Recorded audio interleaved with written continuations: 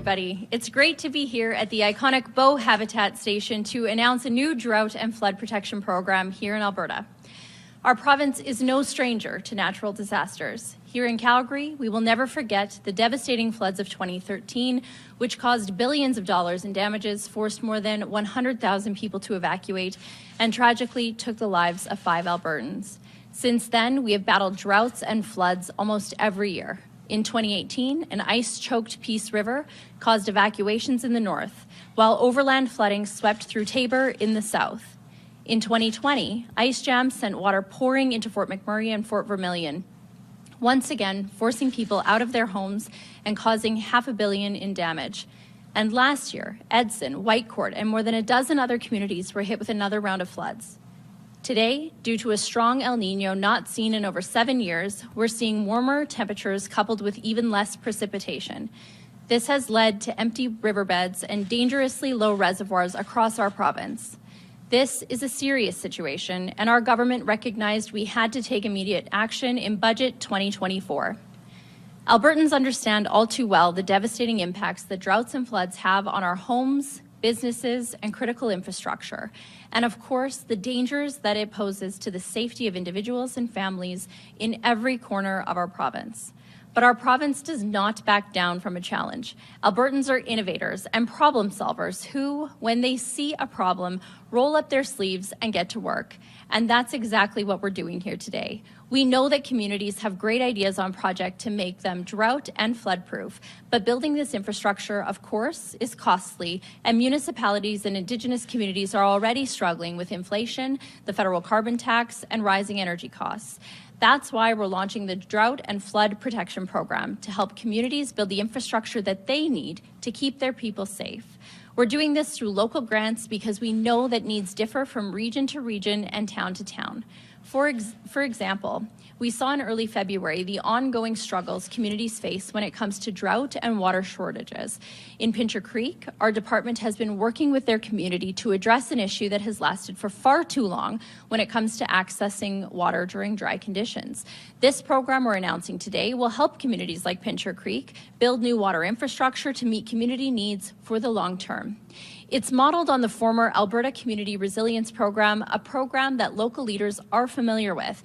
And we're investing big, with over $125 million in funding, because we know that there are a lot of great projects just waiting to get the green light.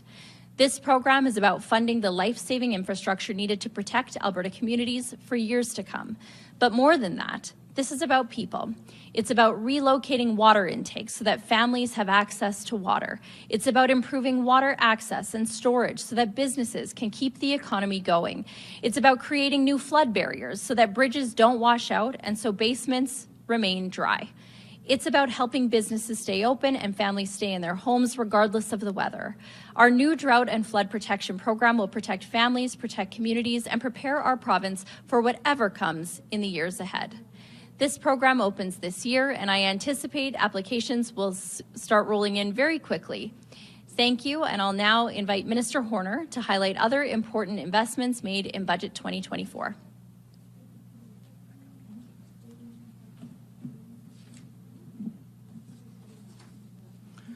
Good morning. Thank you, Minister Schulz.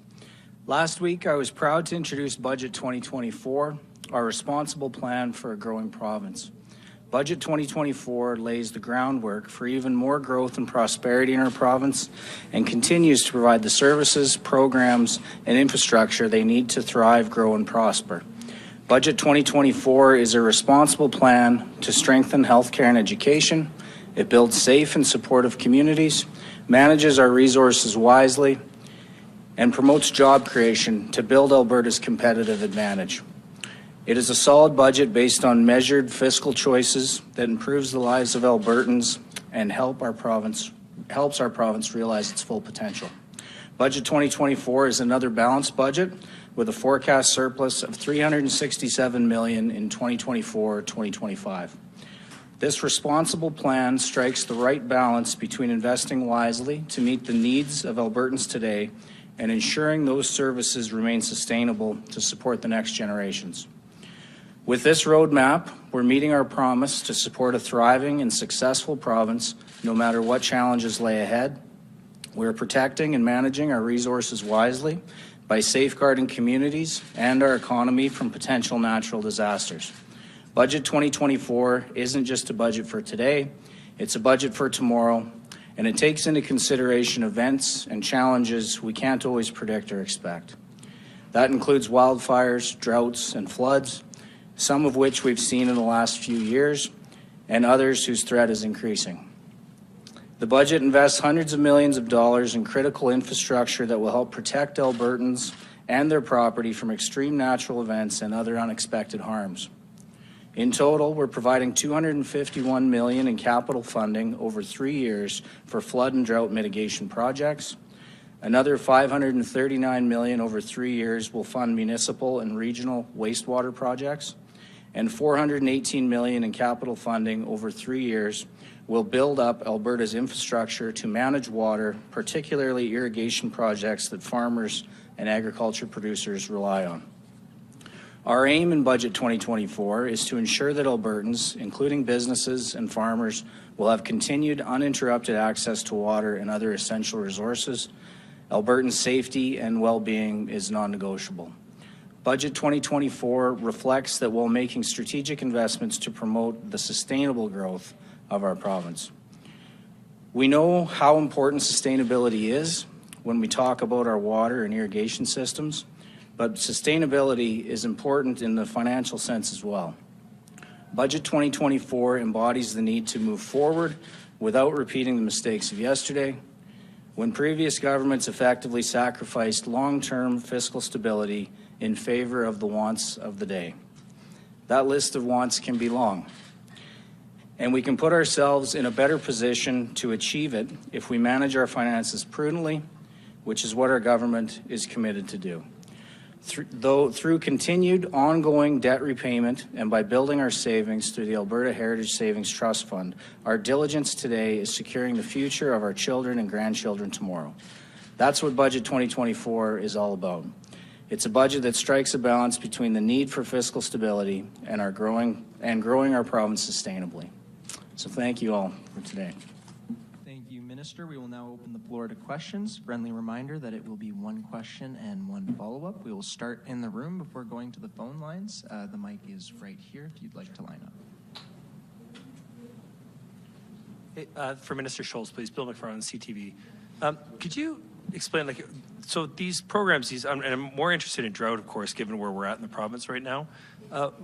How are these? Is there any suggestion for these municipalities? Is this purely kind of coming up from the municipalities, or is there any direction from government here on what kinds of projects you'd like to see around drought? So we built this new program on a past program that local municipalities were well familiar with. We've changed and expanded some of the eligibility criteria to address the unique needs that municipalities have. We don't have specific guidance on which municipalities are going to have projects funded or what types of projects they should be applying for. But even in my speaking notes this morning, I used the example of Pincher Creek. Now, we've been working with Pincher Creek on a solution. Their community is really struggling to find the water needed to meet the needs of their residents and businesses. We worked with them for an interim solution in the fall, so we were able to move their intake valve, for example. However, now we're working with them on a longer-term solution to essentially get access to water below the water table, so that regardless of where the water levels are at, the community has access to water.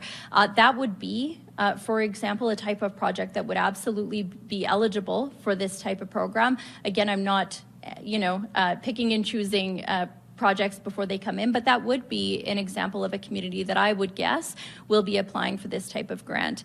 We're pretty excited. This is a multi-year program, so it does give municipalities some certainty that these dollars are there to address their local needs. And how long do you think before we actually start seeing shovels in the ground on this stuff? I mean, it really depends on the program. I would anticipate that applications will start rolling in right away, especially in some of those communities where the need is urgent and projects are already underway or being worked on between the communities and our department. But again, it depends on the project, it depends on procurement, but absolutely municipalities can start applying right away for these funds.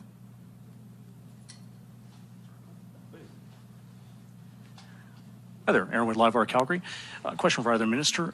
Will there be any funding in the budget here for things like evacuee centers or other types of emergency responses that municipalities have put forward, such as we saw last year? Well, what you will see in budget 2024 is a increase in the contingency fund. It's increased from 1.5 billion to 2 billion. Some of that will move forward on a as-needed basis. We don't know where the emergency will be, and we don't know what type of emergency it could be. So it's probably a little early to tell, but what I like about this budget is it does provide us more flexibility. And with the work out of Minister Schulz's ministry and others, those conversations are already being had. So I feel like we're far better prepared to mitigate whatever comes. As a follow-up, so almost on the same question, but on the mutual aid side of thing, are we going to see some financial support for city municipal fire services that are called for to do wildland protection and other types of services and mutual aid from the province? Well, I maybe should let Minister Schulz take that. I know they've had those conversations between municipal affairs and forestry and parks, especially about how to better communicate if those municipal services and people are needed. You know, I have people driving up from Hannah, you know, last year, people driving up from Milk River. We know the stories. We know what it costs them. So I think we've learned a lot from last year, and those conversations are ongoing. Did you want to comment? No, I think okay. you got it. Morning, Jillian Code with City News.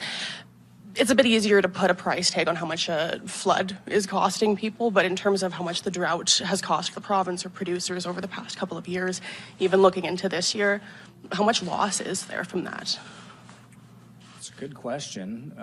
I guess first you would look at the indemnities paid out through the insurance programs through AFSC if we're talking agriculture specific.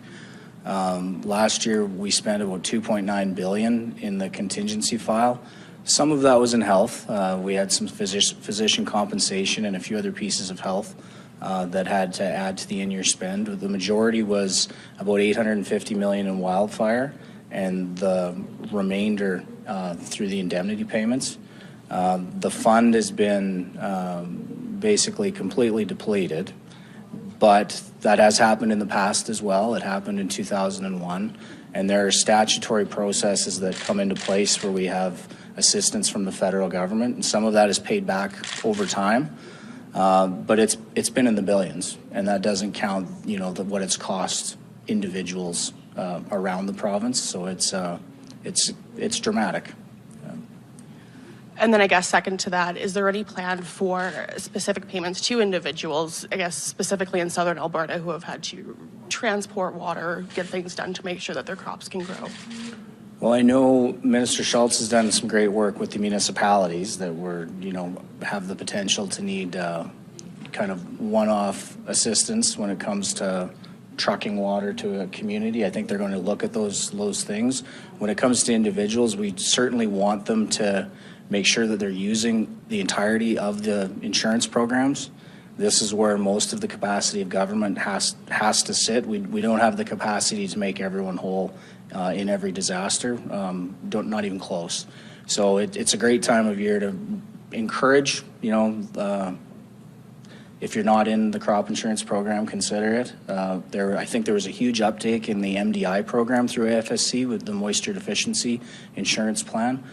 So I think people are listening, and I think they're taking advantage of those programs because they see that's the real tool that they have at their disposal and ours. Thank you. Seeing no more questions in the room. Can I just add one piece? Oh, sure. I'm just going to add one more piece just to address what Minister Horner just said. We can't predict what type of situations we're going to find ourselves in throughout the spring. So we do have a new modeling contract put in place to help us monitor where we might be based on the snowpack and the precipitation that we've been receiving. We don't have the ability to make everybody whole, as Minister Horner just pointed out, but we are taking action to start those water sharing agreement negotiations with all major water users across Alberta so that we can make sure that everybody has access to water and that we're not seeing industries or municipalities left without. Those conversations are going very well, and that approach, in fact, has worked for us in the past, where all of our major water users have come together, rolled up their sleeves and said, okay, how can we conserve water so that every user within the system has some access to water?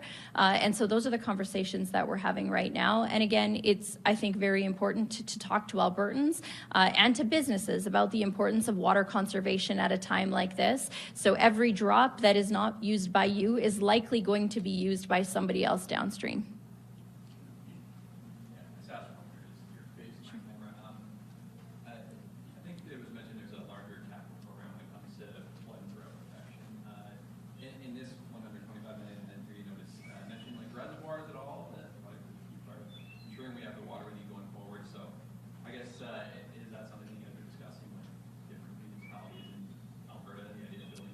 You're absolutely correct on that front.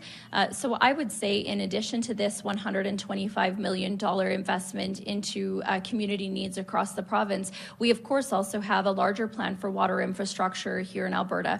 Of course, we have the Springbank Dam being worked on. We have the Bow River Reservoir options that are being looked at in terms of feasibility right now. We have Ardley and Airmore and some of those larger infrastructure pieces that are absolutely going to be necessary to give us the capacity we need to weather these extreme events, whether they be flood or drought in the future, and make sure that we are keeping the water that we have, that we are using our full allocations before that water flows into other jurisdictions. And so we're going to continue to work on those major pieces.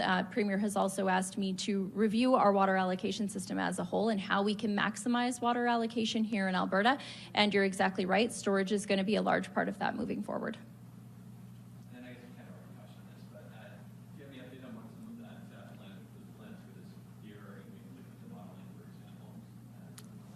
Yeah, that's a work in progress, and so I have committed to make sure that the public is aware of where we're at in terms of both the modeling and the conversations with municipalities and other major water users on how those water allocation or reallocation agreements are moving ahead. I would anticipate we'll have an update for you in the coming weeks on specifics there. We will now be moving to the questions on the phone. Operator, could you put through the first question? Jonathan Bradley, Western Standard. Hello, Minister Schulz. Thank you for taking my question. My first question for you is, you spoke about there being a grant application process that municipalities have to apply through. What criteria will the municipalities have to meet to receive funding? Yeah, so we can get you the very specific list of criteria that the department has pulled together. Again, it is based on a former program. We've just expanded some of the criteria eligibility criteria. And so this essentially will allow local communities across the province to apply for funding for infrastructure, whether that be for drought protection or mitigation or flooding protection and mitigation. And so we can provide you the full list of that criteria, and then we'll be reaching out directly to municipalities so they have that as well, as I anticipate we will see municipalities starting to apply for this funding right away. Okay, and with, you mentioned in your speech some examples of flooding and droughts that have happened in the last 2 years in Alberta. What do you expect this year's drought and flooding season to look like? You know, we are expecting a significant drought this year, again, with the El Nino conditions we're seeing right across the country, quite frankly. Over 72% of Canada is going to be under drought conditions this year. That's the expectation, the numbers released from the federal government. And so we're not alone in this, but of course, this El Nino that we're in right now, with warmer than normal weather and less snow and precipitation than we would typically see at this type of year. Again, because we had a drought last year as well, it's even more significant. So we haven't seen a drought like this since 2001. But again, I would remind Albertans that we have seen this before in 2001. And when we saw that situation, Albertans really did come together to say, look, how can we conserve water? How can we use less and ensure that all of our neighbors have access to some water? We're taking that approach again. Again, we started early, even before the holidays, raising the flag on the fact that this is potentially going to be a very significant drought season. I had a lot of people checking in over the weekend to see how much this latest snowfall is going to help us. And unfortunately, it's still very, very dry compared to typical years. So, of course, we're hoping for more, but we can't bank on that. We have to be prepared, and that's what this announcement is about today. We can go to the next caller.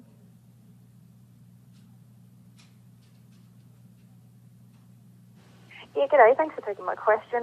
Thank you for the update on the voluntary sharing agreement negotiations. If you want to add any more details about how they're going, I'll take them. But specifically, I'm curious about First Nations and how they're involved in these discussions. I've spoken with some communities who are worried that they're not being part of any discussions that are happening with the province. So if you can let us know what's happening on that front, that'd be great. Sure, there have been dozens of conversations on this with communities across the province over the last number of months, obviously starting with some of the more impacted communities or some of the larger water license holders. We can get some specifics on that in the coming weeks. It's a little bit too early. I've asked the same questions of my department, and so it's a little bit too early to outline specifically what actions are going to be taking, which water is being conserved, where that water is going to go. But those discussions are ongoing. We're hoping to have some more specifics to be able to share on that a little bit later this week. And then I would imagine as we get closer and closer to spring and, of course, the growing season, the town halls that we committed to have with all of our major water users, we have another one this week. The last one was about a month ago. I have a feeling that they're going to get a little bit closer together, especially as we see more action on those negotiations. So I would say stay tuned, but the department has been working closely, like I said, with dozens of conversations with communities going back to since December. I'm told that they are going quite well. Again, as many Albertans have been through this before, they see the benefits in collaboration. And so I would just say stay tuned for more specifics on that.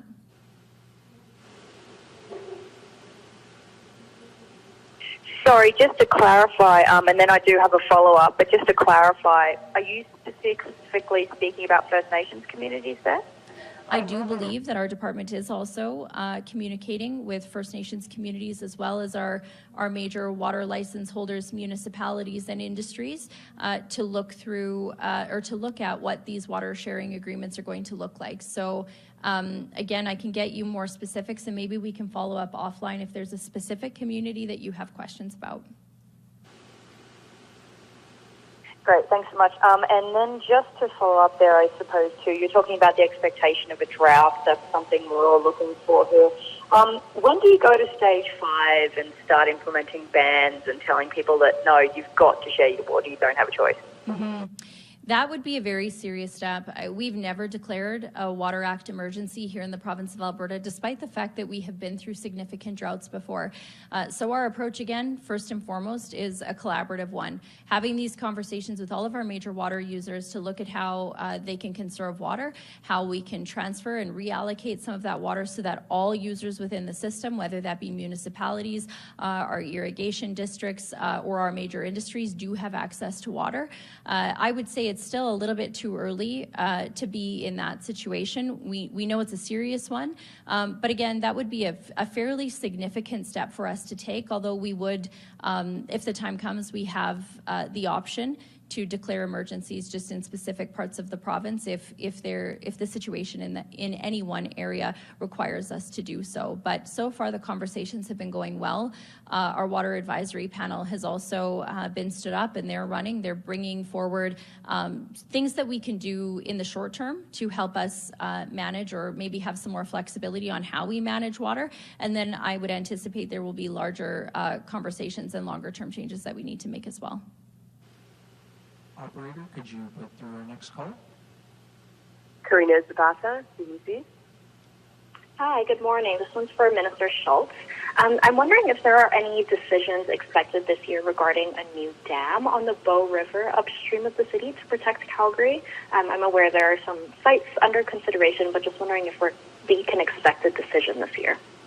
Well, you're absolutely correct. Our department right now is doing the feasibility and geotechnical work to understand those three options that we're looking at and then come forward to me with a recommendation. I have asked if there's any way that we can expedite that work. Again, just given the situation we find ourselves in, I think it would be prudent to move as quickly as possible, but we also want to make sure that we have enough time to adequately look at all three of those options and determine which is best in the short term and which one we need to move forward on first. So I would say more to come on that. I'm hoping we have an update this spring, but like I said, the technical work right now is still being completed, and more to come. I don't imagine we'll have a final decision in the coming weeks or anything like that, but we wanted to make sure that they have the opportunity to do the technical and feasibility work that's needed. Okay, perfect. Thank you. And just back to this announcement, I'm just wondering how exactly priority will work here. Like, I know you're expecting municipalities to put their applications in fairly soon, but will drought-stricken communities maybe get first dibs at the money? You know, it depends on the projects that come in. I would say that we're going to be looking at all sorts of types of projects. Anything from berms and flood walls, bank protection and stabilization work could all be considered under this program. I would say, again, it depends on what comes in. I mean, right now we're largely focused on drought here in Alberta. That's the topic we hear most about. But again, we know that in June, there is still risk of flooding. And we saw that last year and the year before that as well. And so it's hard to say that one will take precedent over the other, but I do think project readiness is going to be a key deciding factor in how we move forward. We can go to our next caller. Catherine Grigowski, Alberta Today. Good morning.